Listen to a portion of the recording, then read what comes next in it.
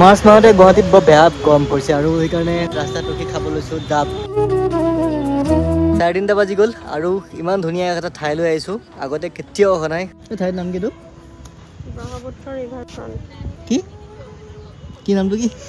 ইমান টান নাম, নামটো কি? Brahmaputra river front. Brahmaputra river front. ইমান ধুনীয়া লাগিছে ঠাইখিনি, মানে ৰ'দটো এইফালৰ পৰি আছে আৰু এইখন চাওকচোন ফেৰী নেকি এইখন। আমাৰ আজি দিনটো আধা ক'ত গৈছে? ট্ৰেফিকতে গৈছে ন? আধা জীৱনটো মানে ট্ৰেফিকতেই যায় নেকি ইয়াতে।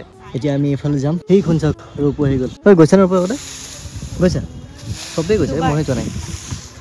ভয় লাগে আৰু ওপৰত যাবলৈ, কিবা সৰি পৰিব নিচিনা ফিল হয়। অঁ, এই গৈ পেলাই কেনেকুৱা লাগে ওপৰত উঠিবলৈ? বহুত ধুনীয়া লাগে। ভাল লাগে। যেনে যাব লাগিব, এক্সপিৰিয়েঞ্চ কৰিব লাগিব। ডৰ কি আগে জিত হে।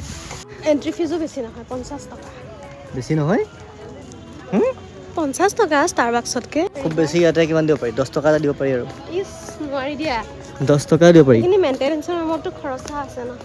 অঁ, হ'লেও আৰু আছে তলত জেগা। তাত যাম ব'লা। ক'ব নোৱাৰা হৈ গৈছে ন দেখি পেলাই।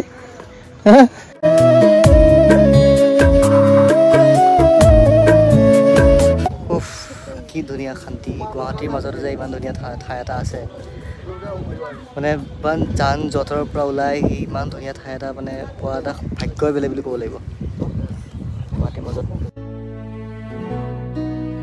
তাত মন্দিৰ আছে নেকি? এই মাজত মন্দিৰ আছে নেকি? উমানন্দ মন্দিৰ ভাগ হয় নেকি? চানটো ক'ত যাব? চানটো ক'ত যাব? বিদায় ল'ব আজিলৈ। চানটো বোলে বিদায় ল'ব। মাকৰ কেতিয়া আহিব? আকৌ ৰাতিপুৱা। Bye bye.